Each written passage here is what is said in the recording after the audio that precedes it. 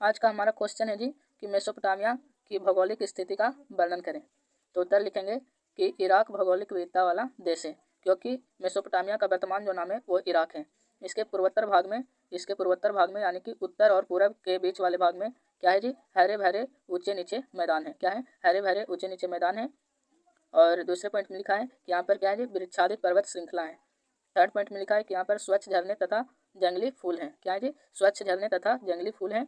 और यहाँ पर क्या है जी, पर्याप्त वर्षा के लिए वर्षा हो जाती है, पर्याप्त वर्षा हो जाती है। क्या जी, यहाँ पर पर्याप्त वर्षा हो जाती है, खेती के लिए पर्याप्त वर्षा। ठीक है जी। और यहाँ पर जो खेती की जो शुरुआत हो गई थी, कब हुई थी? तो यहाँ पर 6000 से 7000 ईसा पूर्व, यहाँ 7000 कर लीजिएगा, 6000 से 7000 ईसा पूर्व जो है यहाँ पर खेती की शुरुआत हो गई थी।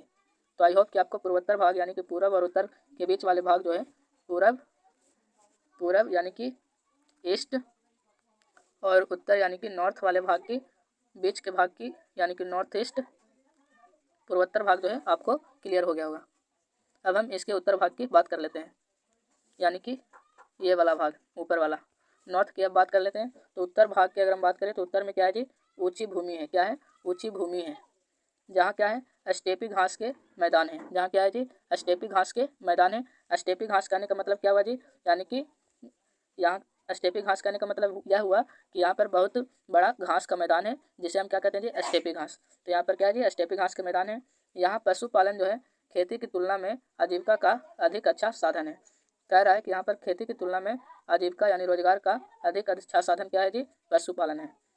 सर्दियों की वर्षा के बाद भेड़ बकरियां यहाँ उगने वाली छोटी छोटी झाड़ियों तथा घास से अपना भरण पोषण करती थी। सर्दियों की वर्षा के बाद उत्तर भाग में भेड़ बकरियां जो है दोस्तों, वो यहाँ उगने वाली जो छोटी छोटी झाड़ियों और घास से अपना क्या करती थी जी, भरण पोषण करती थी।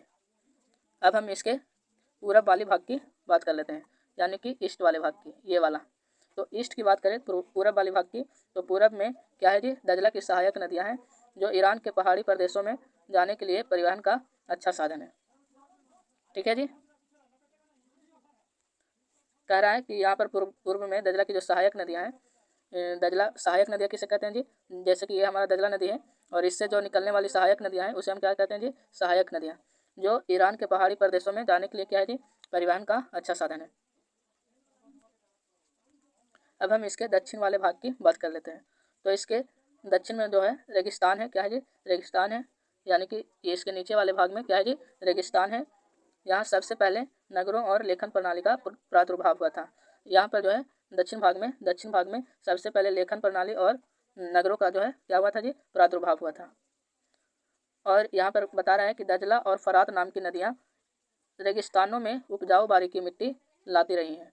दजला और फरात की जो नदियाँ हैं, सहायक नदियाँ, वो जो है वो रेगिस्तान में उपजाऊ बारीकी मिट्टी जो है लाती रही हैं, जिसकी वजह से दक्षिणी भाग का जो रेगिस्तानी एरिया है वो काफ़ी उपजाऊ है।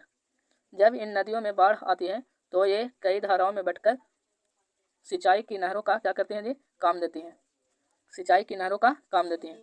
क्या करें, जब इन नदियों में बाढ़ आती है तो ये धाराएं जो है कई धाराओं में बटकर सिंचाई की नहरों का क्या करते हैं जी, काम देती हैं।